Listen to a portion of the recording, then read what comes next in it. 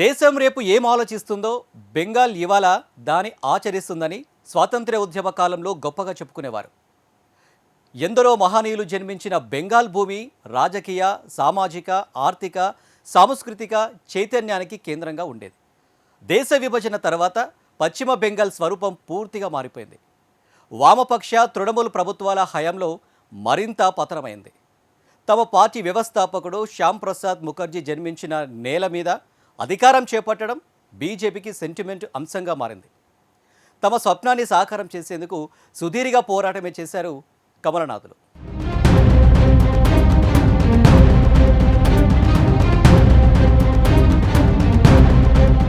BJP చారిత్రక విజయంతో బెంగాల్ రాజకీయాలు మలుపు తిరిగాయి. రాష్ట్రంలో బీజేపీ ప్రభంజనానికి 15 ఏళ్ల పాటు కొనసాగిన తృణమూల్ కాంగ్రెస్ పాలనపై వ్యతిరేకత కారణమని ప్రాథమిక విశ్లేషణ. మా మాటి మానుష్ నినాదంతో అధికారంలోకి మమతా బెనర్జీ ప్రజల మధ్య విశ్వాసం కోల్పోయి ఓటమి పాలయ్యారు. 2021లో చేజారిన అవకాశాన్ని 2026లో బీజేపీ భారీ మెజారిటీతో అందిపుచ్చుకుని బెంగాల్ రాజకీయాల్లో కొత్త అధ్యాయానికి శ్రీకారం చుట్టింది. నిజమైన అభివృద్ధి జరగాలంటే డబుల్ ఇంజన్ ప్రభుత్వం రావాలంటూ బీజేపీ ఇచ్చిన పిలుపు ఫలించింది. అసెంబ్లీ ఎన్నికల్లో ఆ పార్టీకే విజయం కట్టబెట్టారు. చారిత్రాత్మక తీర్పు ఇచ్చారు. అంగ కళింగ రాజ్యాలను ఇప్పటికే కైవసం చేసుకున్న కాషాయ పార్టీ ఇప్పుడు వంగరాజ్యాన్ని సైతం జయించింది. మొట్టమొదటిసారిగా బెంగాల్లో జయకేతనం ఎగురవేసింది. అయితే బెంగాల్ను గెలుచుకోవడం కోసం బీజేపీ దశాబ్దాలుగా సుదీర్ఘ పోరాటం చేయాల్సొచ్చింది.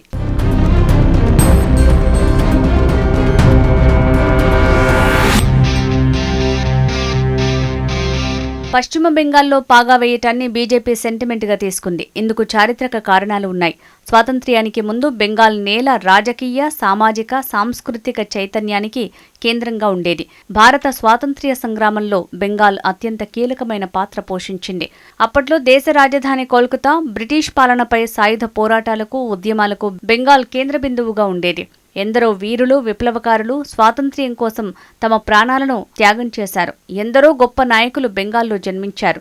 స్వామి వివేకానంద, రవీంద్రనాథ్ ఠాగూర్, సుభాష్ చంద్రబోస్, బంకించంద్ర చటర్జీ, ఈశ్వరచంద్ర విద్యాసాగర్, అరబింద ఘోష్, రాంప్రసాద్ బిస్మిల్, అష్ఫాకుల్లా ఖాన్, బిపిన్ చంద్రపాల్, రాస్ బిహారీ బోస్, ఖుదీరాం బోస్, చిత్తరంజన్ దాస్, శ్యామప్రసాద్ ముఖర్జీ, రాజా రామ్మోహన్ రాయ్, జగదీష్ చంద్రబోస్, శరత్చంద్ర చటోపాధ్యాయ, కేశబ్ చంద్ర సేన్, ప్రఫుల్ల చంద్ర రాయ్, సత్యేంద్రనాథ్ బోస్ వీరిలో కొందరు.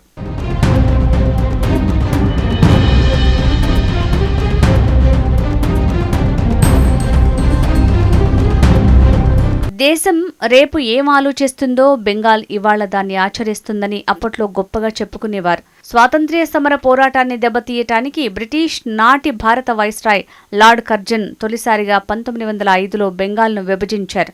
పరిపాలనా సౌలభ్యం కోసం ఈ విభజన చేస్తున్నట్లు ప్రకటించినప్పటికీ అసలు ఉద్దేశం భారతీయుల్లో పెరుగుతున్న జాతీయవాదాన్ని దెబ్బతీయటం, హిందూ ముస్లింల మధ్య విభేదాలు సృష్టించటం. దీంతో బెంగాల్ సమాజం ఒక్కసారిగా భగ్గుమంది. దేశవ్యాప్తంగా వందే మాతరం ఉద్యమం మొదలైంది. స్వదేశీ ఉద్యమం, విదేశీ వస్తువుల బహిష్కరణ భారత స్వాతంత్ర్య కాంక్షను మరింత బలపరిచింది. దీంతో బ్రిటిష్ వారు దిగిరాక తప్పలేదు. తీవ్రమైన నిరసనలు, ఉద్యమాల కారణంగా 1911లో అప్పటి viceroy lord Hardinge II Bengal విభజనను రద్దు చేశారు. అదే సమయంలో బ్రిటిష్ ప్రభుత్వం తమ రాజధానిని కోల్కతా నుంచి ఢిల్లీకి మార్చింది.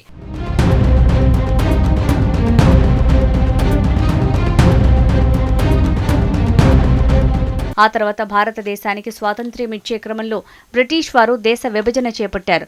ముస్లిం లీగ్ బెంగాల్ మొత్తాన్ని పాకిస్తాన్లో కలపాలని కుట్రలు పన్నింది. అప్పుడు డాక్టర్ శ్యామప్రసాద్ ముఖర్జీ అడ్డుపడి హిందూ అత్యధికంగా ఉన్న భూభాగాలు భారత్లోనే ఉండాలని ఉద్యమించారు. ఫలితంగా 34% బెంగాల్ కొత్త దేశంలో కలవకుండా ఆపగలిగారు. అదే నేటి పశ్చిమ బెంగాల్. ఇవాళ పశ్చిమ బెంగాల్ భారతదేశంలోనే ఉందంటే అది శ్యామప్రసాద్ ముఖర్జీ పోరాట ఫలితమే. శ్యామప్రసాద్ ముఖర్జీ ప్రముఖ విద్యావేత్త. చిన్న వయసులోనే కోల్కతా యూనివర్సిటీకి వైస్ ఛాన్సలర్ అయ్యారు. తర్వాత కాలంలో హిందూ మహాసభలో క్రియాశీలకంగా పనిచేశారు. స్వాతంత్ర్యానంతరం జవహర్లాల్ నెహ్రూ ప్రధానిగా ఏర్పాటైన స్వాతంత్ర్య భారత తొలి కేబినెట్లో శ్యామప్రసాద్ ముఖర్జీ పరిశ్రమల శాఖ మంత్రిగా పనిచేశారు. నెహ్రూ విధానాలతో విసుగొచ్చి 1950లో కేంద్ర మంత్రి పదవికి రాజీనామా చేశారు.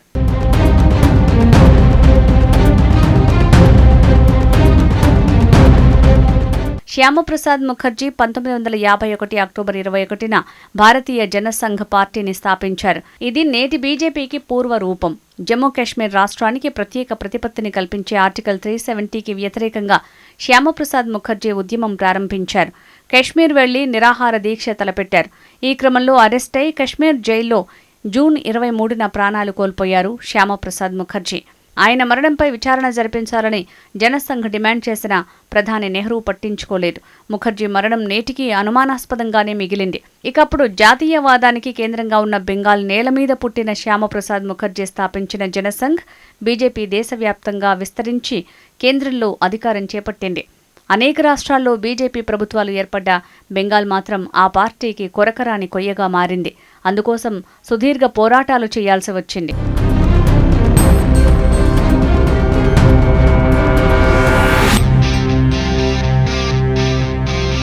పశ్చిమ బెంగాల్లో స్వాతంత్ర్యానంతరం కాంగ్రెస్ ప్రభుత్వం ఏర్పడింది. ఆ తర్వాత 1977 నుంచి 2011 వరకు వామపక్షాలు అధికారంలో కొనసాగాయి.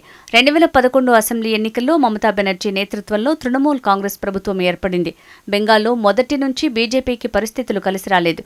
ప్రతి ఎన్నికల్లో ఓట్లు పెరుగుతున్నా సీట్లు మాత్రం రాలేదు.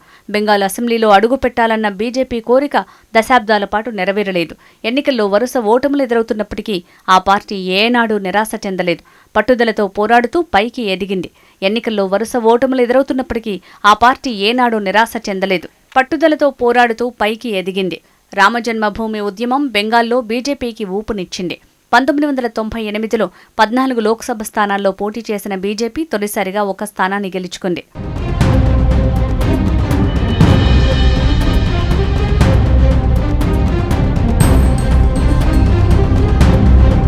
బెంగాల్లో బీజేపీ 1999లో తృణమూల్ కాంగ్రెస్తో జట్టు కట్టి 13 లోక్సభ స్థానాల్లో పోటీ చేసి 2 స్థానాలు గెలుచుకుంది.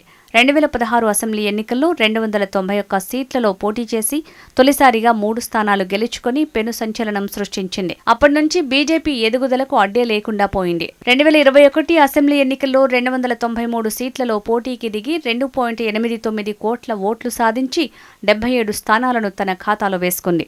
మొదటిసారిగా రెండో అతిపెద్ద పార్టీగా మారింది. అసెంబ్లీలో ప్రధాన ప్రతిపక్షంగా అవతరించింది. మమతా బెనర్జీ బీజేపీని బయటి పార్టీగా ప్రచారం చేయటం ఇబ్బందిగా మారింది. తమ పార్టీ వ్యవస్థాపకుడు పుట్టిన నేల అని బీజేపీ గర్వంగా చెప్పుకునేది. భారత్లో పశ్చిమ బెంగాల్ భాగంగా ఉందంటే అది శ్యామప్రసాద్ చలువేనని బీజేపీ చెప్తుంది. ఇంతకాలానికి బీజేపీ పోరాటాలు ఫలించి బెంగాల్ నేల మీద అధికారం చేపట్టడం బీజేపీ శ్రేణులకు ఆనందం కలిగిస్తోంది.